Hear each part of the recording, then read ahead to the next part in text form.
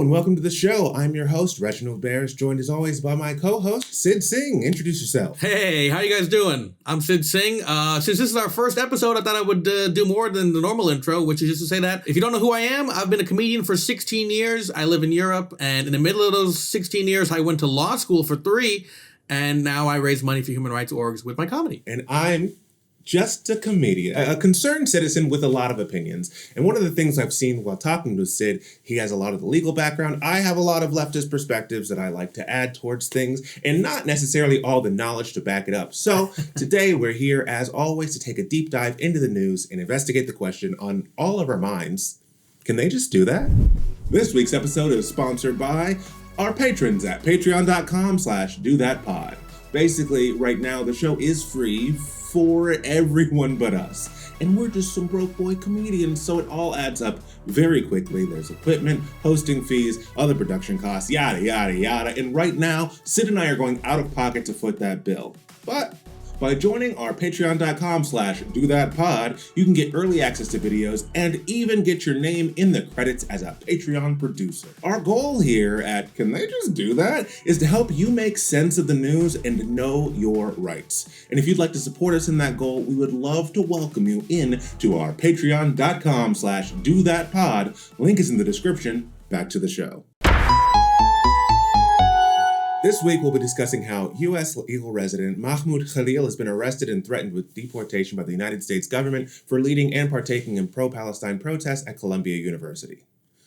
But first, let's start with some context. On March 7th, Donald Trump announced he was pulling $400 million of funding from Columbia University in New York City after stating he would cut federal funding for any university that allowed so-called illegal protests. This refers to the demonstrations at over 60 university campuses across the country, protesting America's support for the Israeli aggression against the Palestinian people under Biden's administration. Although the demands differed across campuses, most student protest groups called for the university to divest from Israel. Which, put simply, means demanding the university sell off any stocks or investments in companies that support Israel in its war against Palestine. In the following months, similar protests developed in Europe, Australia, and the Middle East, but not without backlash. In the United States, these campus protests have been widely met with bipartisan demonization across major American news networks, insinuating or outright asserting that all the protests are pro-Hamas and motivated by anti-Semitism. Our story focuses on Columbia University, where Mahmoud Khalil, who was a grad student, has been leading these protests for 17 months and has just been detained by the United States government. He's a Palestinian political activist and former student who took a leadership role in the pro-Palestine protests while a student at Columbia University last year. He's a legal U.S. resident and received his green card in 2024. Now, he's currently married to an American citizen who was 8 months pregnant with their first child.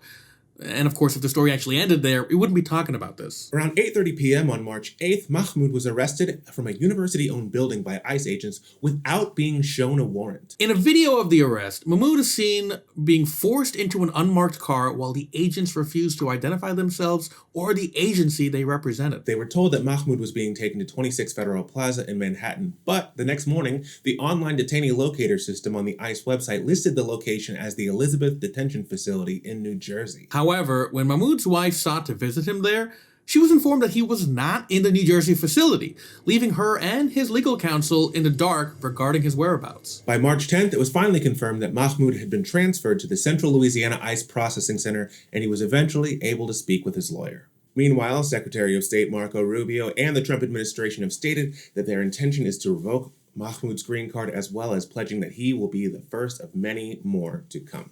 In the aftermath of the arrest, there's been a huge public backlash, including demonstrations at Trump Tower on March 13th, organized by Jewish Voice for Peace, and resulting in 98 arrests. Whew.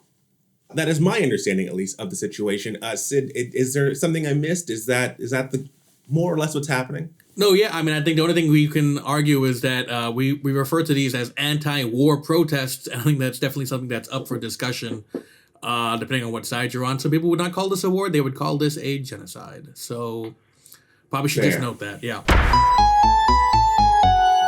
I'll tell you, I mean, it's interesting because out of all the things the Trump administration is doing, I think this is the scariest. You're right. It is very terrifying. The fact that they are disappearing people for exercising freedom of speech is, for me at least, terrifying.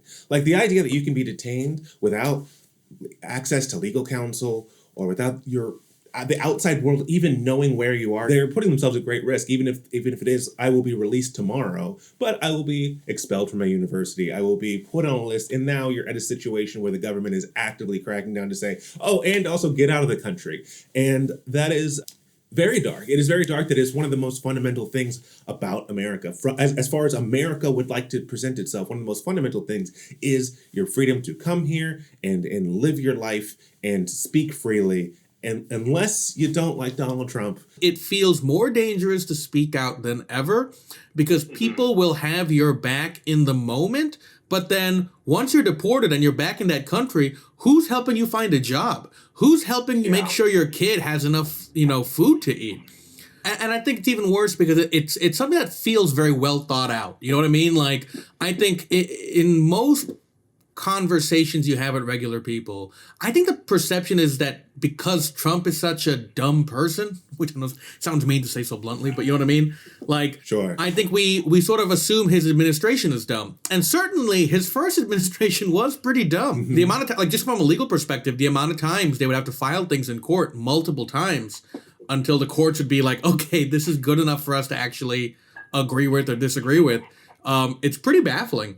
One of the scary things about the second administration, though, is that it is so much more well thought out. One of the scariest parts about them constantly moving him from detention center to detention center, or at least pretending that they were doing so, is that you don't have a right in immigration courts for a lawyer. Like, you have the right to have an attorney, but if you don't have an attorney, the government does not have to provide one, unlike to a U.S. citizen. Okay, I did not know that, and that is... I mean, fantastic that he has one, but it's again even more stressful that even if you do have one, it doesn't matter if they can't find out where you're at. One of the reasons they have targeted the people they've targeted this time around is they're targeting people with green cards, right?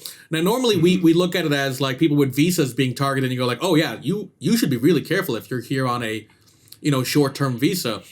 Exactly. They're going after people with technically permanent resident status, which is, as we will find out, a phony term, but one that sure felt real until these protests. And I think that actually does fall in line with what we were talking about. I say as if you don't have an outline in front of you. But I think that is ultimately one of my biggest questions as a citizen, looking at Mahmoud and looking at his situation.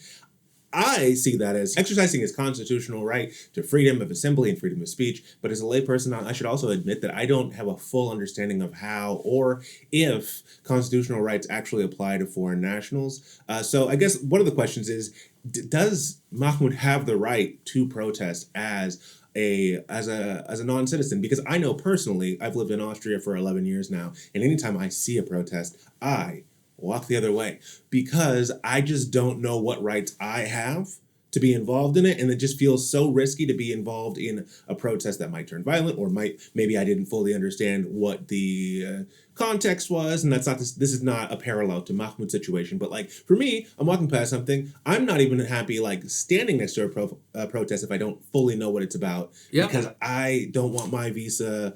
I'm technically a permanent resident at this point, but that's a piece of paper and a piece of plastic, and that can always go away as administrations prove, as the entire world seems to be getting more conservative. So does he have the right to protest? Does he have the same constitutional rights that Americans would have, or does that differ for foreign nationals? Right. I think one of the things this podcast seeks to answer is just like, okay, maybe this is happening, but what's normally supposed to happen? And normally, the First Amendment is supposed to apply to international visitors who are welcome to participate in lawful public demonstrations and protests. If we let you in, you are generally given the full rights of the First Amendment.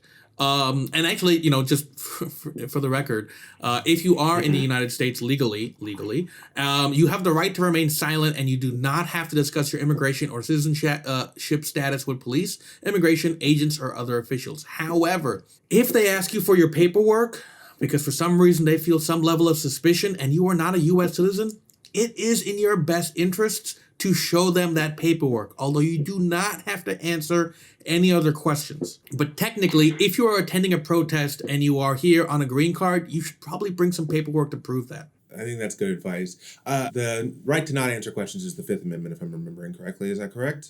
Right against self-incrimination, yeah. And is the Fourth Amendment the right to not have a legal search and seizure? Yes, it is. Are they allowed to have I think you sounded so surprised.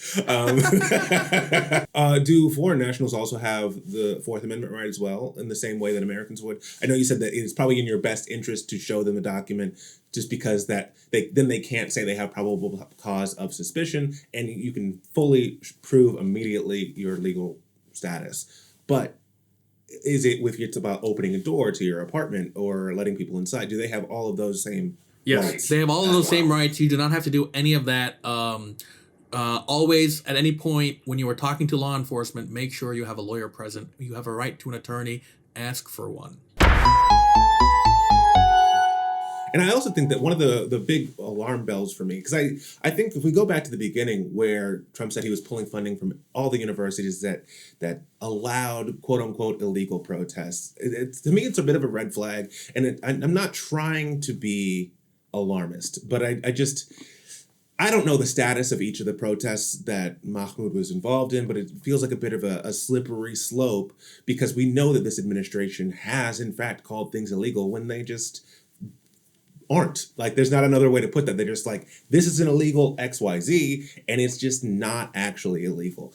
And I think it's fair to say that most average people also could not define the criteria for what makes a protest legal or illegal. So one of my first questions for you, Sid, would be, like, what does the law define as a quote-unquote illegal protest? And in your estimation, would the protests at Columbia University fall into this category? Yeah, so I think a great thing to think about is a couple of things. One, the First Amendment. So, we did this podcast in some ways to sort of explain America to Europeans, if not the whole world, but since we live in Europe. The American Constitution, when it was first written, almost immediately needed to be fixed, basically. The founders wrote it, and then they were like, oh, God, no, we forgot to give ourselves rights. And so they immediately added these things called amendments. The most popular of which, for the European perspective, is probably the Second Amendment, which is our right to bear arms, which comes up a lot of times in Europe when they're like, I'm sorry, you guys just get to have guns? Sure. Equally popular in many ways is the First Amendment, which is freedom of expression. And that expression is defined in multiple ways, one of which is a protest. So often, when we have conversations about protests, it becomes a First Amendment issue, and almost every single form of protest is allowed. However, there are such things as illegal protests. For example, the easiest way to explain this is if a protest were to become violent, you no longer have the right to have that protest. You're allowed to peacefully express your views, but the moment it becomes violent, it is an illegal protest. Also, the gray area, of course, comes in the fact that if a police officer decides that the protest is about to become violent, he can basically disperse the crowd.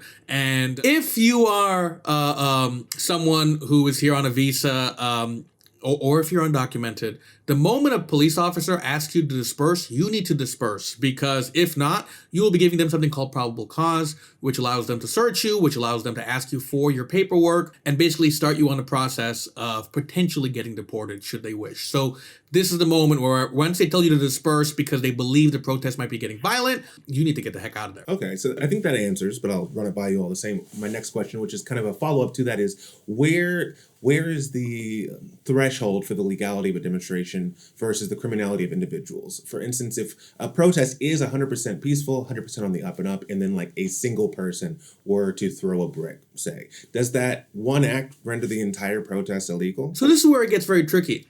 Technically, you would argue no.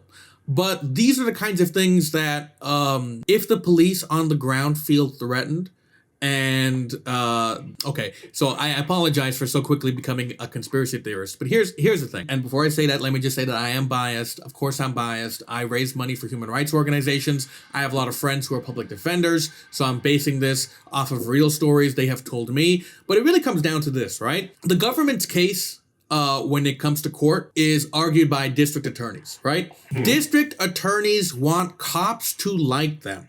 They are on the same team. So if a cop feels threatened, boy, does a district attorney want to take his side. It takes a lot of evidence to make them actually look at the cop as having done something wrong. But it gets worse, because judges who have to determine if the district attorney is making a good argument, they generally want district attorneys to like them. because most judges used to be district attorneys. So you kind of have this change of command where if a cop at any reason feels threatened, it can be very hard to prove otherwise. That is a very vague, wishy-washy, I felt threatened. It is what they mock about the left all the time of, we need a safe space. But I'll be damned if the police don't do that all the time. And I know that, again, it is at that point, it becomes almost a completely subjective decision on whether or not the cops felt threatened, and therefore the whole thing was criminal, and therefore the whole thing is illegal. But is it fair when Trump says that he's pulling the funding for Columbia University specifically because of the allowing illegal protests? Did the protests there become officially deemed illegal? I admit I have not looked this up as extensively as I could have, but I'm just a concerned citizen. Well, it's interesting because I think this also speaks to sort of the spaces where we get our information from, like separate from the fact that I have a law degree. I tend to listen to slightly more moderate leftist spaces. As far as I can tell, none of the protests have officially been deemed illegal to any true degree, other than the fact that it was speech that people disagreed with. As we'll see further on, it very much feels like the excuses this administration is using, both to disperse these protests and to detain Mahmoud Khalil, they're flimsy. Yeah. I will also say one of the things that I found additionally distressing, it is, and I guess at a certain point, my next concern did become moot, but in April 2024, Speaker of the House Mike Johnson demanded the National Guard be deployed at university protests. Then President Biden rejected the call for military intervention and doubled down on his Middle East policy. But in that brief moment when it was on the table, I couldn't help but draw a connection to the Kent State Massacre in 1970, which obviously there is a difference. They because they did not send the military, but the fact that people wanted them to send the military to intervene, to me, was very wild. And just for context, in 1970, during a protest at Kent State University, 500 students gathered together to protest the expanding involvement of the United States in the Vietnam War. Ultimately, the government responded by deploying the National Guard to the college campus, killing 4 and injuring 9 protesters. And to me, that response seems that they did not send the military this time. Nobody was killed this time. There is a difference in that. But the desire to do that, to me, it seems like almost a one-to-one scenario of students having their civil rights stripped away as punishment for daring to peacefully speak up against occupations they believe to be unjust. And I think that it is wild how many people saw that only 50 years ago and see the exact same situation of students coming together to say, hey, we don't like that this war happened, especially when the Vietnam War demonstrated, history told us how right those students at Kent State were. Right. And there are people who are saying, you know what, let's do it again. We don't learn from mistakes. We don't see any connection here. And I'm just curious, as someone who has a background in human rights activism, do you see any parallels between the government's response or the government's mentality or the society's mentality versus these protests and Kent State in 1970? Right. Well, I think it's a great question. I think it actually speaks to why we started this podcast in the first place, right? Can they do that? Well, the reality is it sure seems like they are going to do it either way, right? We kind of created this podcast to sort of answer the question, like, okay, can they do that? Sure. But are they allowed to do that? Under normal rules, right? And I think that's what sort of comes into play here. I think at Kent State, I just think America was much more naive to what happens. Like, on a very basic level, you see this all the time whenever you talk to a European about America, but they just cannot believe how many people in America have guns. Sure. And when it comes to protests like this, I mean, yes, the National Guard being deployed does not necessarily mean that the protest will become violent. But if you basically have one side having guns and the other side being, in their opinion, annoying. Yeah, I mean, it doesn't guarantee that it's going to become violent, but ultimately it is a bunch of people coming together, holding hands and saying, hey, we'd like it if you stopped shooting people.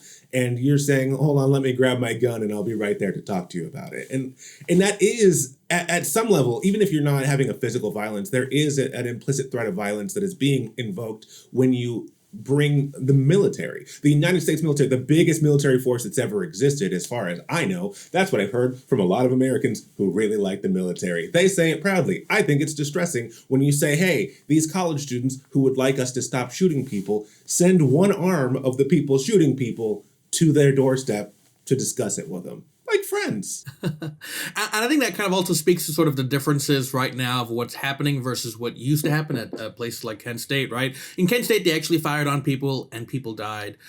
Here, people are being deported. Basically, the biggest issue that we're having with these deportations often comes down to due process, right? It's not just Khalil, who was the highest profile version of this, but you're seeing other students at Columbia who had to flee to Canada, other people getting detained.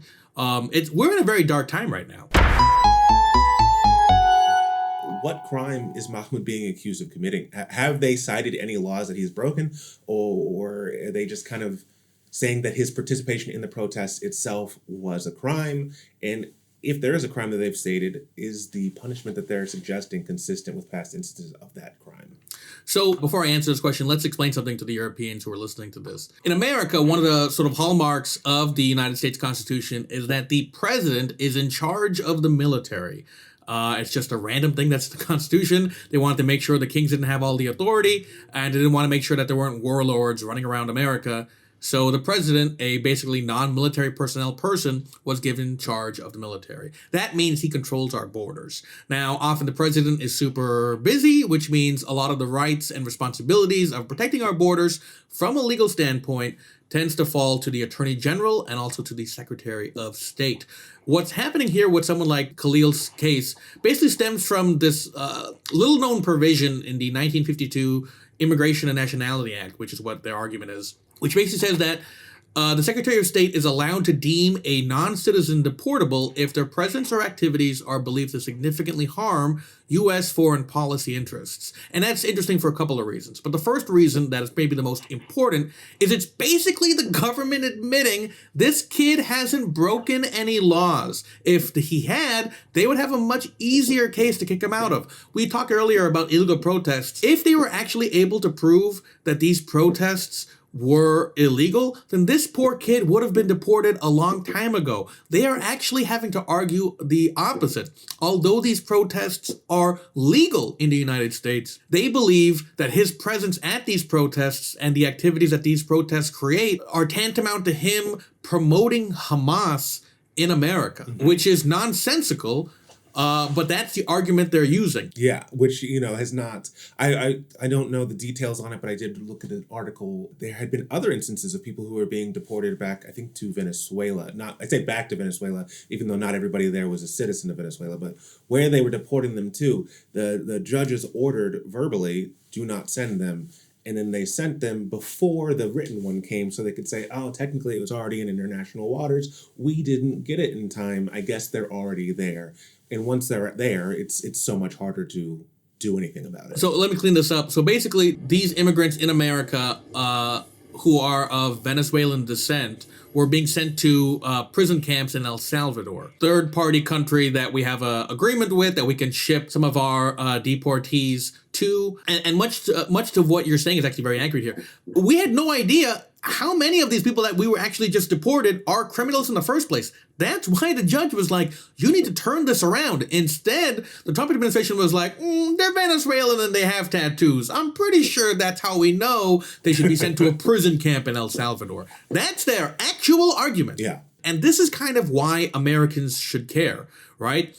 Because they're not letting him argue his case yet. In fact, they tried to deport him and a judge actually stopped his deportation because they were like, no, we need to go through regular due process. It's very simple. Before they can punish you, you deserve to have your day in court to argue your innocence. And not just your day in court to argue your innocence, but also the right to appeal if they make a mistake. So, for example, in immigration courts, typically, someone like Khalil should be allowed to argue that he didn't actually break, not only did he not break any laws, but he didn't break any provision under the 1952 act that Marco Rubio was trying to use against him. And if the judge rules against him, he should be allowed to appeal his case all the way up potentially to the Supreme Court. One of the reasons this matters for regular Americans is very simple. If they can deport people without due process, then there's no reason to think they can't deport you. Why? Because before you can say, but I'm a citizen, here's my passport, here's my citizenship documents, you might already be on a plane to El Salvador. Yeah. That's crazy. One of the questions I have, does this coincide at all with the Alien Enemy Act of 1798? I have seen people talking about how that is to some degree being invoked, and the only times it's been invoked so far are the War of 1812, World War I, and World War II, and in all of these consistently, it is a wartime thing that is being discussed right now as if we are being in a war against invasion. Like that is the kind of rhetoric that I keep hearing, that we are being invaded by people coming here illegally and then just existing peacefully, and they are trying to get them all out. And in framing things, I know that the rhetoric for a while has been framing it as a culture war of this invasion, but it seems like when they're talking about Alien Enemy Act, that it is trying to conflate this culture war rhetoric with, oh, I guess we're in an actual war. Let's treat this as if we're in an actual war, or let's give Trump the powers that he would have as if we were in a war when we aren't. And this is the kind of thing that should be really scaring Americans, that if you actually look at the trend of America from its start to where it is now, at the start of the nation, the executive branch was never supposed to be this powerful. The founding fathers were very clear that they basically wanted Congress to be the most powerful branch of the government. They wanted the executive to basically carry out the rules and regulations of Congress, and they wanted the judges to sort of be there just in case. So, to be fair, there have been a lot of changes in the history of America. There's this famous case called Madison v. Marbury, which is a Supreme Court case that basically existed from the head of the Supreme Court, who was a man named John Marshall, if I'm not mistaken, whose basic point was this: actually, we're all equal. And that is the reason the Supreme Court became a co-equal branch, is he was able to argue that if you read the Constitution, we should have just as many rights as you. We've come a long way since then. For one, the federal government has a lot more power in general, and as the executive branch, with every successive government, and this is with Democrats and Republicans, they have also gotten more and more powerful. I think what Trump is doing, what is really scary, is it's not just a gross overreach, but it's kind of in line with what a lot of the other administrations have been getting closer and closer to doing themselves. Yeah, and also that the branches that are in charge of keeping them in check aren't taking as much action as they arguably should to just reassert their power. Yeah. Because at a certain point, Congress and the judges are supposed to be checking it. You're keeping it in check. But if they don't do it when they're supposed to, then it becomes nominal at a certain point. And it's like, how seriously can we say, oh, legislation can stop that if they're not actually willing to stop it, particularly when you have the world's richest man threatening to torpedo their next election campaigns by counterfinancing it. And when I was doing the math on this recently, shortly after the election, Elon Musk had a net worth of $400 billion. And even if we said that he wanted to only donate $50 million against each legislator, if they spoke out against him, I will put $50 million to your opposition at the next one. That's a decent amount. That's a pretty large amount. Yeah. I'd say it's more than a decent amount. I mean, if you look at how much he spent on Trump's campaign, it was that we know of, documented around $250 to $300 million. Now, if we say, okay, but what if we have a coalition of people? So now they can't speak out individually because they'll be shot down. But if we get 20 people together, 20 legislators who all say, we're coming together to say, no, we're standing against what you say. If he followed through, all right, I'm gonna finance 20 of your oppositions with $50 million each. That's $1 billion. But he has $400 billion as of the time that I looked at this number. And that is 0.25%. That is like if I had $100 and I said, I'll give you 25 cents to buy 20 legislators. And that's an absurd amount of financial power for one single individual to have, for his whims to be dictated throughout the government. So I think that it's particularly distressing, not just that the oversteps are there and how brazen they're being about it, but how overt they are being in how much they are saying this money is extorting the other branches not to act as diligently as they should to keep them in check. But I get why they are scared. I think it is fair that they are scared when they are having their positions of power extorted to stay in line with what Trump is saying. However, who cares? If you're not going to do your job, you're not entitled to keep that job. So, with all that in mind, we are finally arriving at our question of the day, the official verdict. Sid, can they just do that? No, the American government is required to give you your due process. Equally importantly, will that stop them? Unfortunately, also no. So we know we need to fight back, but how? What can citizens do? Right. If you're a U.S. citizen, you need to write to your local congressman. If you live in a blue district, remind them that you don't want the Constitution to be destroyed under this presidency. And in order for that to happen, you gotta treat this man like the legal resident that he is. Currently, only 13 members of the House of Representatives have called the U.S. government to treat this man like the legal resident he is. That's insane. There are hundreds of House of Representative members. However, if you live in a red district, you need to remind them that eventually the Democrats will win the presidency again. Now, I'm not sure how much I actually believe that with all the crazy things that are happening, but theoretically, the Democrats could win the presidency again.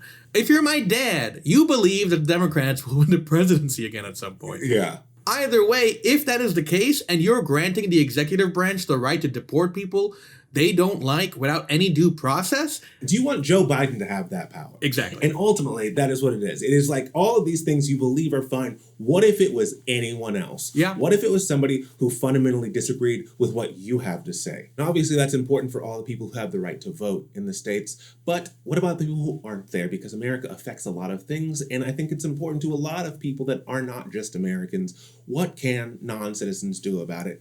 Also, non-citizens in the U.S. I think there's two things that we can look into. I think in a lot of future episodes, we're going to talk about the way that when America does something awful, it often gives cover for other Western nations to do something similarly awful. Which I think is why the first thing you can do is make sure your government doesn't follow suit. All right? Make sure that protests in your country are legal and allowed. And if not, you need to protest that. However, if you have the money, sometimes the best way to destroy this stuff before it gets bad in your country is to stop it in America first. If you're a non-citizen and you have the money, which I know is a lot to ask, donate to legal funds that support non-citizens. Donate to legal funds like the ACLU, the American Civil Liberties Union. And if you want to go take it a step further, donate to the Center for Gender and Refugee Studies in San Francisco. These are organizations that are fighting the good fight at the forefront of these fights, and they're going up against the United States government, which means every dollar you give them, or pound or euro or whatever, is going to go a long way. I know that you've worked with some of these organizations in the past.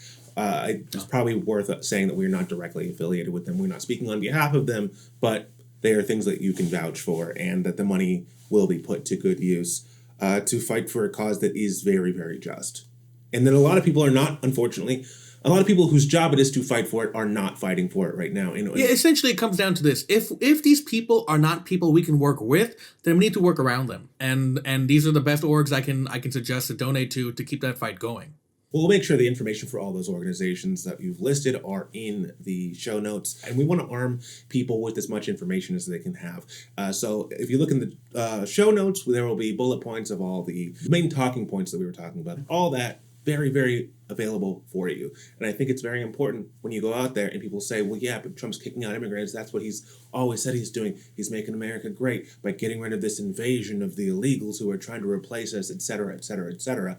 And I think that it is very, very important for us to remember the why we should care, even though this person happens to not be a citizen right now. They do have permanent legal residency that is traditionally not supposed to be revoked.